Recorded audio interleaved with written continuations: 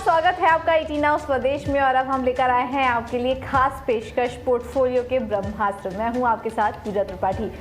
देखिए, पूरे देश में इस वक्त त्योहार का माहौल है। जगह जगह पर रावण दहन और रामलीला की तैयारी चल रही है और ऐसे में जो उत्साह है वो दो गुना हो चुका है, क्योंकि आज बाजार में भी देख रहे हैं कि एक फेस्टिव मूड चालू है और लगातार हम एक नई ऊंचाई को छू रहे हैं। और अब तो ये भी बात की जा रही है कि सेंसेक्स भी जल्द ही 1 लाख का जो स्तर है वो पार कर सकता है। तो देखना होगा वो स्तर आता है या नहीं, लेकिन अभी के लिए हम आपको तैयारी करवा देते हैं। ऐसे में देखिए, विजयदशमी का मौका है और आपके लिए भी फायदा यहाँ पर होना चाहिए। तो हमारे साथ एक्सपर्ट भी जुड़ेंगे, एक्सपर्ट का एक पैनल जुड़ेगा जो कि आपको बताएगा कि कौन कौन से ऐसे शेयर आपने पोर्टफोलियो में शामिल करने चाहिए जो कि आपको कमाई का शानदार मौका दे सकते हैं। हमारे दिग्गज एक्सपर्ट वो शेयर बताएंगे जो कि मुनाफे पर सटीक निशाना और बनेंगे आपके पोर्टफोलियो के ब्रह्मास्त्र।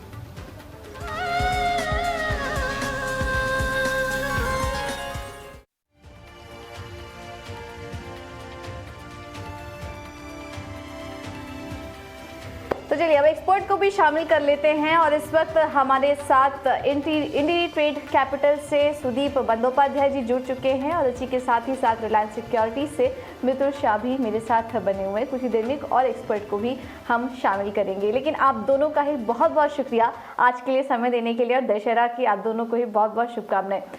सुदीप सर, पहले तो आपके पास आना चाहेंगे। देखिए, फेस्टिव का माहौल है, बाजार भी इसको सेलिब्रेट कर रहा है, त्योहारी मूड में है इस वक्त और लगातार हम देख रहे हैं एक नई ऊंचाई छू रहा है बाजार। और अब 1 लाख की भी बात की जा रही है, बोल रहे हैं कि सेंसेक्स 1 लाख के आंकड़े को भी पार कर सकता है। तो मार्केट पर आपका क्या व्यू बन रहा है सर? और इसके अलावा कौन सा स्टॉक है जो इस श्रेणी में आप पहला स्टॉक सजेस्ट करेंगे हमारे दर्शकों को ब्रह्मास्त्र के रूप में? आपको और आपके सारे दर्शकों को हमारी तरफ से शुभ विजयादशमी की शुभकामनाएं। मार्केट बहुत ही अच्छे स्टेज पे है और देखिए, हम लोग ये मानते हैं कि इंडियन मार्केट अभी भी बहुत दूर जाने वाला है। हाँ, इंडेक्स 1 लाख का टच करेगा या निफ्टी 25,000 टच करेगा, ये और कब टच करेगा ये इमीडिएटली बोलना मुश्किल है, पर ये जरूर हम कहेंगे कि मार्केट बहुत ही एक पॉजिटिव जोन में है। 2-4 बातें मैं कहना चाहूंगा before I move to specific stocks.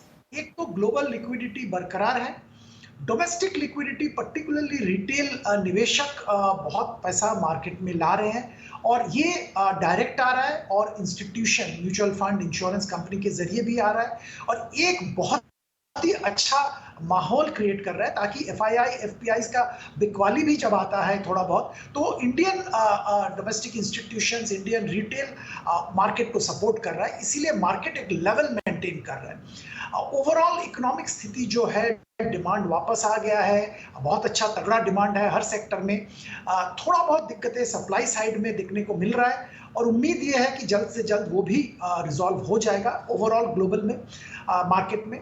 तो ग्रोथ के हिसाब से बहुत अच्छा माहौल है, तो मार्केट ऊपर जाना चाहिए। कुछ सेक्टर्स ऐसे हैं जहां पे मल्टी ईयर री रेटिंग चल रहा है, जैसे टेक्नोलॉजी का मैं जिक्र करूंगा, उसमें से एक शेयर का भी जिक्र करूंगा। अभी शेयर के अगर ब्रह्मास्त्र आप कह रहे हैं तो 2-3 शेयर मैं लेके आया हूं। पहला शेयर मैं बताऊंगा एसबीआई लाइफ इंश्योरेंस। पैंडेमिक के बाद ओवरऑल इंश्योरेंस का रिक्वायरमेंट और इंश्योरेंस का नेसेसिटी आम जनता के पास साफ है और इसका बहुत बड़ा फायदा लाइफ इंश्योरेंस कंपनीज को मिलेगा, यही उम्मीद है और ये जो आंकड़े आ रहे हैं उससे भी साफ हो रहे हैं। एसबीआई लाइफ इंश्योरेंस का बिजनेस हमेशा तगड़ा रहा है और इनके कॉस्ट रेशियोज बहुत ही बेहतरीन है, इंडस्ट्री लीडर है और ऐसे ही मेंटेन होगा, उम्मीद की जा रही है। इनका जो एजेंसी चैनल में इतना फोकस नहीं था, अभी एजेंसी चैनल में भी बहुत अच्छा फोकस आ गया है, वो भी डेवलपमेंट हो रहा है और आने वाले दिनों में ये भी एक बहुत अच्छा तगड़ा पॉजिटिव लाएगा एसबीआई लाइफ इंश्योरेंस के लिए, उम्मीद की जा रही है। जो इनके रिटर्न रेशियोज है वो थोड़ा इंडस्ट्री लीडर्स के कंपैरिजन में थोड़ा हल्का था और उम्मीद ये है कि बाय FY23 इनके जो रिटर्न रेशियोज वो भी इंडस्ट्री लीडर के आसपास आ जाएगा। ओवरऑल अगर आप इंडस्ट्री के वैल्यूएशन देखें तो उसके हिसाब से, पेयर कंपैरिजन के हिसाब से अभी भी बहुत अट्रैक्टिव लेवल पे काम कर रहा है। 1500 रुपए का टारगेट रख के यहाँ पे हम निवेशक को खरीदारी की सलाह दे रहे हैं। आप अगर 1 साल नजरिया है तो बेझिझक करंट लेवल पे खरीद सकते हैं। ओके, तो 1 साल का नज़रिया है, बेझिझक आप करंट लेवल पर भी एसबीआई लाइफ इंश्योरेंस को खरीद सकते हैं 1500 के लक्ष्य के लिए। चलिए, अब आशीष माहेश्वरी भी हमारे साथ जुड़ चुके हैं ब्लू ओशन स्ट्रैटेजी एडवाइजर से। आशीष जी, बहुत बहुत शुक्रिया समय देने के लिए, और दशहरे की आपको भी ढेर सारी शुभकामनाएं। आपसे भी समझना चाहेंगे, अब फेस्टिव सीजन शुरू हो चुका है, कंजम्पशन थीम इसमें काफ़ी ज़्यादा फोकस में रहता है, तो इस फेस्टिव सीजन कंजम्पशन थीम को बूस्ट करने के लिए आप कहीं घूमने वगैरह कहीं जा रहे हैं, या फिर इस स्पेस से जुड़ा हुआ कोई स्टॉक सजेस्ट करेंगे? बिल्कुल, जैसे सारे देशवासियों की एक इच्छा है मन में कि घर से बाहर निकला जाए और कहीं दूसरी जगह जाया जाए, तो मेरी भी इच्छा है, बिल्कुल बनी हुई है। और इच्छा है मेरी भी कि थोड़ा-सा कंट्री साइड देखने की बिल्कुल इच्छा है। तो दिवाली की छुट्टियों में बिल्कुल उसका मैं फ़ायदा लूँगा। और मेरा स्टॉक भी उससे ही रिलेटेड है। पहला जो है आईआरसीटीसी। मेरा मानना है कि जो अनलॉक जो थीम है और जो कंजम्पशन थीम है, उसका सबसे बड़ा बेनिफिट जिसको मिलने वाला है वो आईआरसीटीसी रहेगा। तो जो वन वे आप आईआरसीटीसी में मूवमेंट देख रहे हैं, ये बिना किसी रीज़न के नहीं है। तो उसके पीछे रीज़न यही है कि एक मोनोपोलिस्टिक बिज़नेस है, और जो ट्रेन्स में अब आप देख रहे हैं ऑलमोस्ट हर ट्रेन में वेटिंग लिस्ट शुरू हो गया है। तो उसका बेनिफिट आईआरसीटीसी को ही मिलेगा, क्योंकि जो उनका रेवेन्यू मॉडल है वो मोनोपोलिस्टिक मॉडल है। तो इसी कारण से किसी भी इंस्टीट्यूशनल इन्वेस्टर्स की राडार में ऐसे बिजनेस हमेशा रहते हैं जहाँ बिल्कुल मोनोपोली हो और जो मार्जिन उनके कंट्रोल में हो। इसके अलावा रेलवे का जो असेट मोनेटाइजेशन का प्रोग्राम है, उसका भी काफ़ी बेनिफिट आईआरसीटीसी को मिलेगा, क्योंकि जहाँ जहाँ भी रेलवे स्टेशन नए बनेंगे, वहाँ पर केटरिंग सारा आईआरसीटीसी देखने वाला है। इसके अलावा 28 अक्टूबर को स्टॉक स्प्लिट भी हो जाएगा। तो मेरा मानना है कि इस स्टॉक को अभी भी अपने पोर्टफोलियो का हिस्सा बनाइए, और 1 साल में 8,000 रुपए का प्राइस था। हम्म। ओह वाह, नाइस। तो 1 साल में 8,000 तक के लेवल्स इस स्टॉक में देखने को मिल सकते हैं। तेजी लगातार बनी हुई है आईआरसीटी के शेयर में, हम देख रहे हैं। कंजम्पशन थीम की बात कर लें, अनलॉक थीम की बात कर लें, सबसे बड़ा बेनिफिशियरी जिसको बताया जा रहा है वो है आईआरसीटीसी। तो इन स्तरों पर भी काफ़ी अच्छा लग रहा है। अगले 1 साल के लिए आप इसमें बने रह सकते हैं, और 8,000 तक के लेवल्स के लिए आप यहाँ पर खरीदारी कर सकते हैं। ये राय आशीष की तरफ से। अब अगले एक्सपर्ट को भी शामिल कर लेते हैं। रिलायंस सिक्योरिटी से मितुल शाह भी हमारे साथ बने हुए हैं। मितुल, बहुत बहुत शुक्रिया समय देने के लिए। Happy Dussehra to you. आपसे भी समझना चाहेंगे, अभी फेस्टिव सीजन के साथ साथ देखिए हम देख रहे हैं कि अर्निंग का जो थीम है, अर्निंग सीजन भी साथ ही साथ उसके चल रहा है। तो क्या लग रहा है इस पूरे माहौल को देखते हुए, पूरे डेवलपमेंट्स को देखते हुए, कौन कौन से सेक्टर हैं जो आपको पसंद आ रहे हैं ऐसे में, और आपकी तरफ से पहला शेयर बताइए। शुक्रिया। सबसे पहले आपके नए चैनल को ढेर सारी शुभकामनाएं, और एक हिंदी भाषीय channel for investors, so all the best for that. और आपको और आपकी टीम को दशहरा की शुभकामनाएं। मार्केट पे नजर करें तो जैसे हमने देखा पिछले कुछ दिनों में, आईएमएफ ने इंडिया का जीडीपी फोरकास्ट मेंटेन किया है। हालांकि सारे ही मेजर इकोनॉमी यूएस, यूरोप सभी के जीडीपी फोरकास्ट को डाउनग्रेड किया है। सो सबसे बड़ी उपलब्धि है, और उसी के चलते आगे चल के एफआईआईस का फ्लो भी ज्यादा आएगा, और ये सारी इन्वेस्टमेंट कम्युनिटी साइक्लिकल कंपनीज पे हमेशा ही ज्यादा बुलिश रहती है। सो वो साइक्लिकल कंपनी हम ज्यादा प्ले करने के थीम पे जाते हैं, जिसमें ऑटोमोबाइल सेक्टर और कुछ हद तक आईटी सेक्टर के पर्टिकुलर सेगमेंट्स भी हमें ज्यादा बेहतरीन रखते हैं। उसी के हिसाब से फर्स्ट स्टॉक में कहूंगा Ashok Leyland. Ashok Leyland purely commercial vehicle play है, और कॉमर्शियल व्हीकल के नंबर्स पिछले साल और उसके पहले के 2 साल, मतलब बिफोर कोविड भी इतने गिरे हुए थे कि यदि हम 100% प्लस ग्रोथ पकड़ते हैं उस बेस पे, उसके बावजूद भी कॉमर्शियल व्हीकल के वॉल्यूम्स पीक लेवल से 15-20% नीचे रहते हैं। So there is a very huge possible growth in this segment. उसी बेसिस पे अशोक लेलैंड में फंडामेंटल ट्रिगर्स भी पॉजिटिव है। इंफ्रास्ट्रक्चर डेवलपमेंट चल रहा है, गवर्नमेंट ऑर्डर्स रिलीज हो रहे हैं, बट उसके अलावा लेटेस्ट इंटरेस्टिंग ट्रिगर जो कि टाटा मोटर्स में इलेक्ट्रिक व्हीकल का डील, तो उसी तरह अशोक लेलैंड में भी स्विच मोबिलिटी करके एक इलेक्ट्रिक व्हीकल सब्सिडरी है, जिसमें कुछ यूएई के इन्वेस्टर ने पिछले कुछ दिनों में इन्वेस्ट किया था, जिसके मुताबिक कंपनी की वैल्यू 14,000 करोड़ तक जा रही थी। बट टाटा मोटर डील को हम अगर ध्यान में रखें तो ये वैल्यू 30-40 हजार करोड़ तक भी स्विच मोबिलिटी को फ्यूचर में मिल सकती है, और उसके चलते रफली 70 से 80 रुपया वैल्यू खाली ये सब्सिडरी का ही पर शेयर अशोक लेलैंड को मिलने की संभावना है अगले 1-2 साल में। तो उसके चलते राइट नाउ हमारा टारगेट 170 रुपीज का है, बट हम ये मानते हैं कि जैसे ही ये वैल्यू अनलॉक होगी तो शायद ये स्टॉक 200 रुपया भी इजीली पार कर सकता है नेक्स्ट 1-2 साल में। अशोक लेलैंड पे हम बहुत ही बुलिश है। ओके, तो अशोक लेलैंड होगा जहां पर कि आप खरीदारी करने की राय आपको दी जा रही है 170 के लेवल्स के लिए। चलिए, अब 3 स्टॉक्स आपको बता दिए गए हैं, एसबीआई लाइफ इंश्योरेंस, आईआरसीटीसी और अशोक लेलैंड। अब अगले शेयर के लिए वापस चलते हैं सुदीप जी के पास। सुदीप जी, आपके तरफ से दूसरा शेयर कौन सा होगा? ये आईटी सेक्टर पे हम लोग बुलिश है पिछले करीब 1 साल से, और वो बुलिशनेस अभी भी हम लोग मेंटेन कर रहे हैं। हम लोगों का बिलीफ ये है कि ये जो आईटी सेक्टर में रैली हम लोगों को देखने को मिल रहा है, शायद इसका करीबन 30 से 40% अपसाइड ऑलरेडी देख चुके हैं, पर बाकी अभी भी 60-70% अपसाइड बाकी है। ओवरऑल आईटी सेक्टर पे पॉजिटिव है, और इसी आईटी सेक्टर का दिग्गज कंपनी एचसीएल टेक में हम लोग बहुत पॉजिटिव है। और अगर आईटी सेक्टर में किसी कंपनी को चुनना है तो एचसीएल टेक। और ये मैं 1 क्वार्टर का रिजल्ट, 1 क्वार्टर का नतीजा इसमें कमेंट नहीं करना चाहता हूँ, मैं तो मल्टी ईयर बात कर रहा हूँ। देखिए, एचसीएल टेक का खासियत ये है कि ये हमेशा से फोकस रहा है प्लेटफॉर्म्स, आर&डी, इंजीनियरिंग, डिजिटल, क्लाउड, ये सब चीज पे इनका फोकस था, प्रोडक्ट पे इनका फोकस था, और उसका बहुत बड़ा फायदा आने वाले दिनों में इस कंपनी को मिलेगा, यही उम्मीद है। ऑर्डर बुक स्ट्रांग है और भी इंप्रूव हो रहा है। आने वाले क्वार्टर्स में कैश फ्लो भी सिग्निफिकेंटली इंप्रूव करने की संभावना है, जिससे कि निवेशक के लिए डिविडेंड पे आउट बढ़ने की उम्मीद रहेगी। ओवरऑल वैल्यूएशन के लिहाज से भी बहुत ही इंटरेस्टिंग और रिलेटिवली अगर पीयर कंपैरिजन करें तो अभी भी अट्रैक्टिव लग रहा है, और यहाँ पे जरूर खरीदारी की जा सकती है। 1650 रुपया टारगेट रख के 1 साल का नजरिया जरूर रखिए जब आप काउंटर में एंटर कर रहे हैं। कौन सा होगा? दूसरा स्टॉक मेरा एक लार्ज कैप है, वेदांता। मेरा मानना है BDL जो है ये काफ़ी अच्छे रिटर्न दे सकता है निवेशकों को इस साल में। और रीज़न ये है कि जो भी कमोडिटीज जिसमें ऑपरेट करते हैं उनके दामों में पिछले 1 साल में 50 से 75% का राइज आया है। तो चाहे वो एल्यूमिनियम हो, कॉपर हो, जिंक हो, ऑयल एंड गैस हो, सभी तरफ बहुत मुनाफा इस बार देखने को मिला है वेदांता में।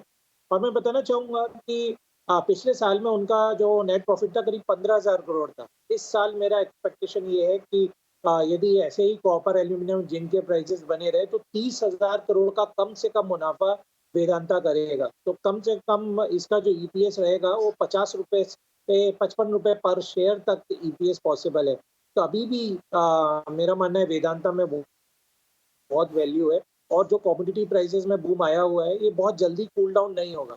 इसको कम से कम 1-1.5-2 साल लगेगा प्राइसेस को स्टेबलाइज होने में। तब तक आप देखेंगे कि ये जो मेटल कंपनीज है उनकी प्रॉफिटेबिलिटी रिकॉर्ड लेवल पे बनी रहेगी। तो इसलिए वेदांता बिल्कुल बाय करने की सलाह है, और 1 साल का मेरा प्राइस टारगेट इसमें करीब 500 रुपये का रहेगा।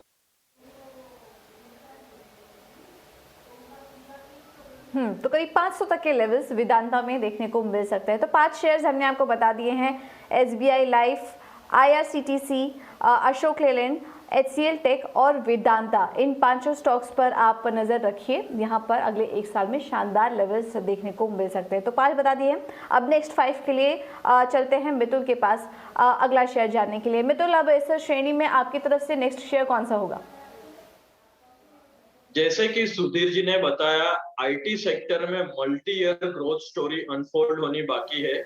हम भी यही थीम को मानते हैं, और उसी के चलते अगर आईटी सेक्टर के सब सेगमेंट्स की बात करें तो विद इन सेगमेंट्स में जो BFSI सेगमेंट्स है, उसी तरह डिजिटल जो है, एंटरप्राइजेस, क्लाउड्स, ये सारे ही theme in terms of cyclical recovery काफी हद तक प्ले आउट हो चुके हैं, बट अभी भी कुछ अपसाइड पोटेंशियल उसमें बाकी है, बिजनेस पोटेंशियल।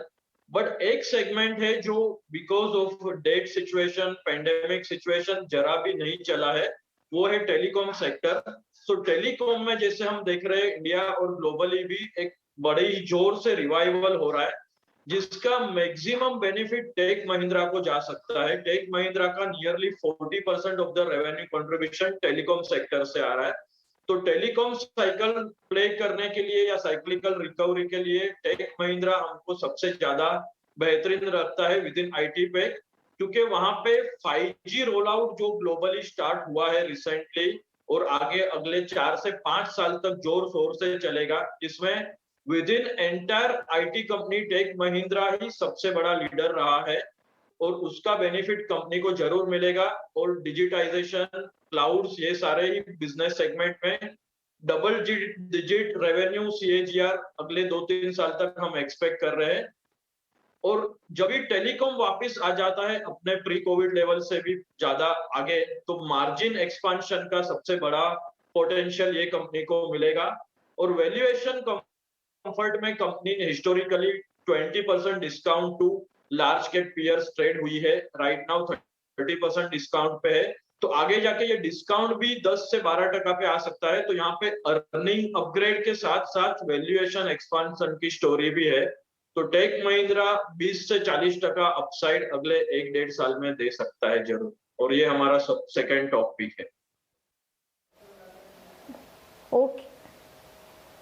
ओके, तो सेकंड टॉप पिक है मितुल की तरफ से टेक महिंद्रा। अब आईटी स्पेस से आपको 2 शेयर देखिए सुझाए गए, इसमें HCL टेक और सुदीप जी की तरफ से, और दूसरा है टेक महिंद्रा। देखिए भारत का जो फोकस जिस तरह से डिजिटाइजेशन पर इस वक्त जा रहा है, हमने कोरोना काल में देखा कि लॉकडाउन लग गया था, डिजिटाइजेशन पे काफ़ी ज़्यादा फोकस किया, और ऐसे में आईटी स्पेस के जितने भी प्लेयर्स थे वहाँ पर काफ़ी अच्छा प्रदर्शन हमने देखने को मिल रहा है। तो ये दूसरा स्टॉक होगा आईटी स्पेस से। टेक महिंद्रा आपको सुझाया जा रहा है अगले इस साल के लिए 1750 तक के लेवल से स्टॉक में देखने को मिल सकते हैं। अब सुदीप जी वापस से आपके पास आते हैं। एक और थिंग जहाँ पर सरकार काफ़ी ज़्यादा फोकस कर रही है वो है इंफ्रास्ट्रक्चर। उसको सुधारने के लिए भी लगातार हम देख रहे हैं रिसेंटली काफ़ी सारी घोषणाएं भी हुई हैं। स्पेस को लेकर क्या व्यू बन रहा है आपका, और अगला शेयर भी बताइए आपकी तरफ से जो ब्रह्मास्त्र के रूप में अपने पोर्टफोलियो में शामिल करना चाहिए। जी, इंफ्रास्ट्रक्चर बहुत ही इंपॉर्टेंट स्पेस है, और जैसे आपने सही जिक्र किया कि सरकार की तरफ से पब्लिक स्पेंडिंग जो कहा जाता है, जो शायद अभी भी जितना एक्सपेक्टेशन था उतना नहीं हो पाया, और आने वाले दिनों में सरकार कमिटेड है करने के लिए, और इसके जरिए इंफ्रास्ट्रक्चर को बहुत अच्छा बूस्ट मिलने की संभावना है।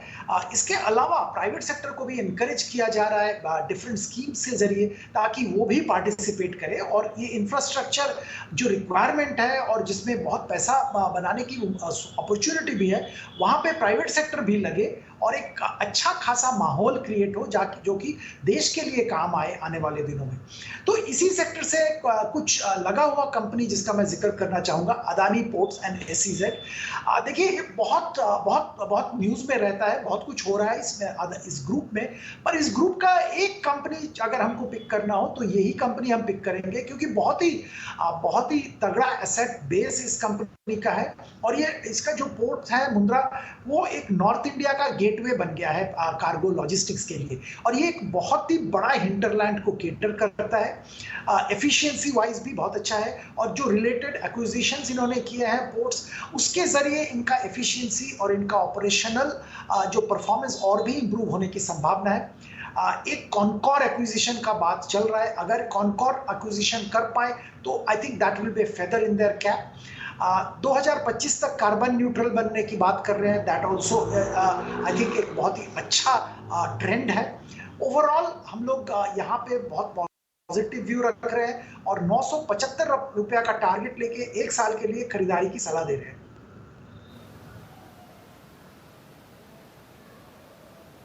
ओके, तो ये होगा अगला स्टॉक। 1 साल में 975 तक के लेवल्स इस स्टॉक में देखने को मिल सकते हैं, तो यहाँ पर भी आप नज़र रखिए।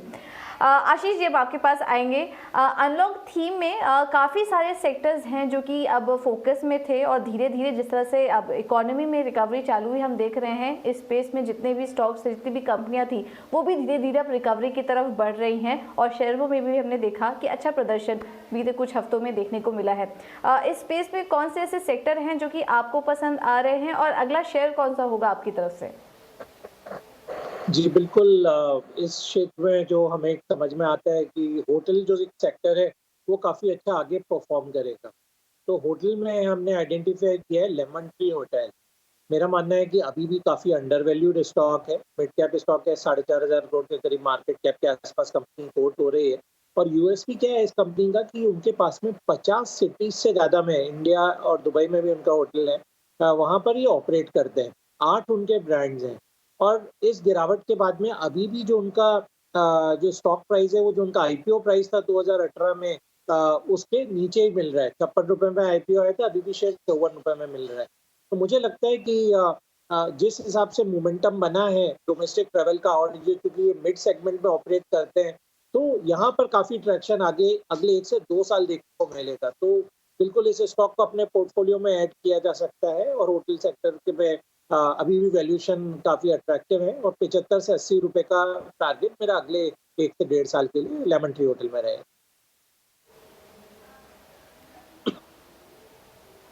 ओके, तो लेमन ट्री अनलॉक थीम में देखिए हमने देखा होटल शेयरों में भी शानदार तेजी देखी गई है, तो इस स्टॉक पर भी आप नज़र रख सकते हैं, इस कंपनी पर भी नज़र रख सकते हैं। अच्छा प्रदर्शन देखने को मिला है इस शेयर में भी और 80 तक के लेवल्स अगले 1 डेढ़ साल में यहाँ पर देखने को मिल सकते हैं। तो ये रहा है आशीष जी की तरफ से। अब मितुल के पास चलते हैं नेक्स्ट इस श्रेणी में अगला शेयर जानने के लिए। मितुल, आपकी तरफ से अगला स्टॉक कौन सा होगा पोर्टफोलियो के ब्रह्मास्त्र में? जैसे कि हमने बात की इंफ्रास्ट्रक्चर्स की, कमर्शियल व्हीकल साइकिल की, तो उसी के चलते एक कंपनी है जिनसे इन दोनों ही सेगमेंट के रिवाइवल का फायदा काफी हो सकता है। इसके उपरांत जो रिसेंटली क्रूड प्राइस $84-85 तक जा चुका है, जिसके चलते सीधा बेनिफिट जो शेल गैस कंपनीज थी, वो उनके रिवाइवल पे आता है इम्पैक्ट, जो बेनिफिट भारत फोर्ज को जाता है। सो हमारा तीसरा टॉपिक है भारत फोर्ज, जिसमें हम ये मानते हैं कि कमर्शियल व्हीकल अपसाइकल का सारे ही बेनिफिट उसे है डोमेस्टिकली। ग्लोबली भी कमर्शियल व्हीकल अपस्विंग में है, Europe, USA, north America truck, class 8 trucks, infrastructure, non auto engineering segment में भी कंपनी काफी इंप्रूवमेंट आ रही है। और ऑयल एंड गैस सेगमेंट है जहां पे एक कंपनी का रेवेन्यू 15 से 20% ऑफ द ओवरऑल रेवेन्यू हुआ करता था, जो क्लोज टू जीरो हो चुका था पिछले 2 सालों में, क्योंकि क्रूड $25-30 पे जा चुका था। तो फिर से क्रूड के 80-85 के लेवल पे जाने की वजह से सडनली एक स्पर्ट दिखने मिलेगा हमें अगले 2 साल के लिए ऑयल एंड गैस सेगमेंट में यूएसए से। सो जिसका बेनिफिट और जिसमें one of the leader company Bharat forge रही है, वैल्यूएशन वाइज भी अप साइकिल में कंपनी 30 से 35 के मल्टीपल पे ट्रेड हुई है। हालांकि अभी वो 20-25 के रेंज में है, क्योंकि कंपनी के एबिटा मार्जिन 28 से 30% सेगमेंट में, जो कि एक रिकॉर्ड हाई है। कोई भी एंसिलरी कंपनी 25-30% वाले एबिटा मार्जिन नहीं बनाती है। ये सारे ही पैरामीटर्स को ध्यान में रखते हुए हम समझते हैं कि 35 पी मल्टीपल कंपनी को जरूर मिलेगा अगले 1 से 2 साल में। तो नेक्स्ट 1 ईयर के लिए भारत फोर्ज हमारा थर्ड पिक है, जहां हम 15 से 25% अपसाइड पोटेंशियल ये करंट लेवल से भी जरूर देख सकते हैं।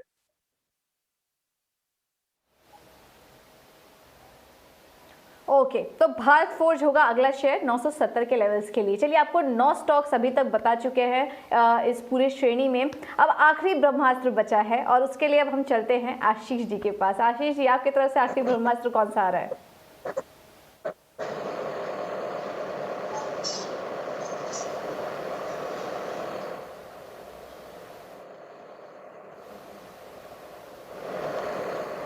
आशीष जी, आपको मेरी आवाज आ रही है? आपकी तरफ से अगला शेयर कौन सा होगा सर?